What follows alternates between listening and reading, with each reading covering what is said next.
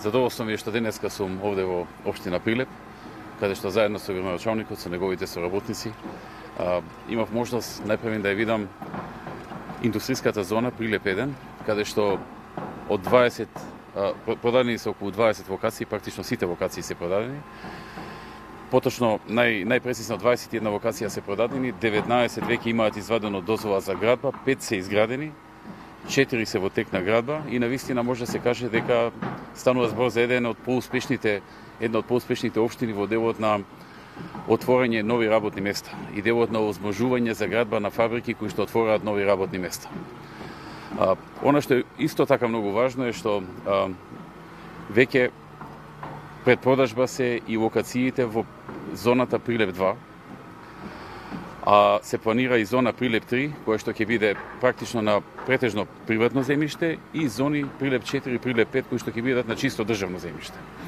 Така што градоначалникот има добра визија за решавање на проблемот со невработеноста во општина Прилеп, кој што веќе е во добра насока, значи над 10.000 нови работни места се отворени. Тука влегуваат и луѓето кои што се имаат впишано како земјоделци, како професионални земјоделци, но отворени си над 10.000 нови работни места.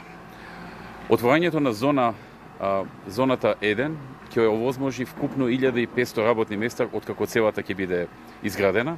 Сега во моментот има околу 400 нови отворени работни места, но се вкупно, кога ќе се изградат сите фабрики, ќе се вработат околу 1.500 луѓе.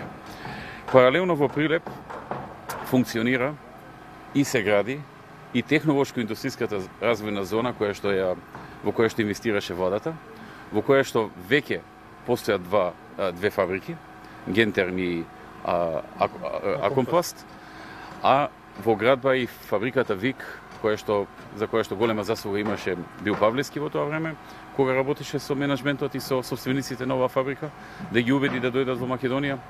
И сите три овие фабрики ќе вработуваат вкупно околу 3250 луѓе, без нивните планирани проширувања кои што се за во иднина, како што да речеме Гентерм планира. Така што, очигледно е дека градоначалникот и општината имаат многу вложено во отворање на нови работни места. Во овие зони вложено е во изградба на улици, осветлување на улиците, канализациони мрежи, водоводни мрежи и се она што е потребно за да нормално функционира таа зона. И мене ми беше задоволство да присуствувам во една таква зона, какво што има во Битола, да речеме, каде што нешто помогне и владата, но во голем дел и самата општина, и како што се прават и во другите градови, но во вакви размери и со ваков успех, навистина, Прилеп може да се пофали дека еден од најнапредните и најдобри во изградбата на собствени, локални, индустријски зони со кои што се отвораат нови работни места. Навистина честитки за општината, за градоначалникот, за советниците, за сите оние кои допринеле да се создаде тоа што се создаде. Беше убава гледка да се видат веќе 5 изградени фабрики и уште 4 како се градат и всушност како се градат нови работни места. Имав можност да се сретам и со еден од собствениците кој што ми кажа дека е задоволен, дека расти бројот на вработени кај него, дека извезува низ Европа, така што навистина е задоволство кога ќе се види нешто што пред 4-5 години сме го говореле, сега веќе изградено и во градба. И од тој аспект прилепчани навистина имаат можности за понатаму. Значи, не само што се отворени нови работни места, туку ќе се отвараат нови работни места, затоа што се гради. Тука единствено загрижува и е ризик новата политика на владата, која што на странските инвеститори гледа како на трапници, гледа како на некои кои што многу земале, многу сака да земаат, сака да бидат нееднакви во однос на домашните и така натаму. Домашните се многу важни, ние секогаш сме ги поддржували и треба да се поддржуваат, но мора да се привлекуваат и странски. Затоа што странските не само што отвораат нови работни места, туку им помагаат, им даваат работа на домашните. Така што сегашниот однос на владата е голем ризик во однос на идните инвеститори, во однос на доаѓање на идни инвестиции, но со ова што досега е изградено и во локалните индустријски развојни зони од страна на градоначалникот и општината и од страна на владата, создаден е предуслов за да доаѓаат нови компании и домашни и странски и да се отвораат нови работни места. Со колкава динамика и колку многу тие ќе видат, може да се менува зависно од интересот и фокусот на владата, но дека ќе ги има затоа што веќе е создадено веќе е создадена вредност. Веќе се создадени услови за да се градат фабрики и од домашните и од странските инвеститори. Тоа беше првата моја точка. Втората моја точка е овдека во овој манастир, овдека на ова место каде што имам неколку пати дојдено, каде што преходно го изградивме патот за манастирот Трескавец, во кој што инвестиравме како влада 1.400.000 евра. Преходно тука се доаѓаше само со джип, под многу тешки услови, по долго патување. Откако се изгради патот, веќе можеме да зборуваме за минути со кои што може да се дојде со кола. За несреќа подосна манастирот го зафати пожар и голем дел од манастирот беше опожарен. Тогашната влада презема мерки, се направија сите потребни подготвителни активности да започне обнова на манастирот. За да може целосно да биде обновен, се направи проект, преходно и археолошки истражувања и веќе е почната обновата, веќе како што можете забележите во длабока фаза на градба е градбата на конаците, но и подготовките за заштита на самата црква. Самата црква е загрозена и таа во иднина ќе треба да се реставрира. И ќе останат уште некои помали делови кои што во иднина, за кои што сега се подготвуваат проекти, кои што во иднина ќе треба да се реставрираат, реконструираат и да биде целосно обновен овој манастир со задржани главни елементи на манастирот од вековите наназад. Овде во овој манастир има елементи кои што се од можеби 4. век пред нашата ера, па преку римскиот период и подоцна.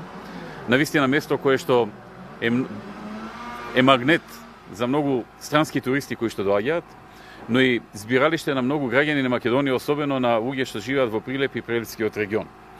Она што посебно ме радува е што изградениот пат овозможи овогодинешните пожари да не го зафатат манастирот. Затоа што по него може да дојдат цистерни, може да дојдат служби за гасење на пожарот и може да дојдат многу граѓани волонтери кои што во огромен број се озваа на повикот на градоначалникот, затоа што владата затаи во делот на одбраната од пожарите, вклучувајќи го и овој предел. И практично манастирот годинава го спасија волонтери, граѓани. Стотици, можеби илјадници граѓани кои што се озваа на позивот, но овој пат тие имаа по што да дојдат, имаа пат. И противпожарните возила, и оние кои што носеа алат за гасење на пожар, и самите волонтери можеа можне брзо да дојдат по патот, да се изгасни пожарот и да се спаси повторно од нов пожар овој манастир. Можам да кажам дека инвестицијата во овој манастир покрај патот кој што е 1.400.000 евра, предвидена е да биде 1.700.000 или 800.000 евра, да, 1.800.000 евра, кое што во најголем дел ќе го реконструира манастирот, ќе го реставрира, ќе го обнови, ќе останат уште помали делови, како што кажа, за кои што сега се изработува проект, и навистина ќе го направи уште поатрактивен за сите граѓани на Македонија, но и за странските туристи. Мене ми е задоволство што ние како влада го почнавме и го завршивме патот, а сега го почнавме и се уште се одвива реконструкцијата на овој манастир, кој што е вредно културно наследство и богатство на Македонија. Покрај овој манастир ние многу инвестиравме и во други манастири во овој регион, да речеме манастирот Зрзе, каде што исто така се направи и патот и целосно се реконструираше целиот манастир Зрзе. Понатаму манастирот Варош, каде што се инвестираше во нови делови, во нови конаци. Исто така манастирот Свети Никола во манастир, каде што исто така се инвестираше во одредени делови од конаците и во многу други манастири и цркви во овој регион, кои што се стари, кои што се вредно и културно наследство за Македонија, не само за овој регион. И се многу места кои што се култни места за самите граѓани и за верниците. Тоа се тие две точки кои што денеска ги посетив и ми е посебно задоволство што работите во тој дел се одвиваат во добра насока и во локалните општинските зони за градба на фабрики и овдека манастирот Трескавец, каде што се беше завршено во однос на подготовките, се започна градбата и таа се уште тече.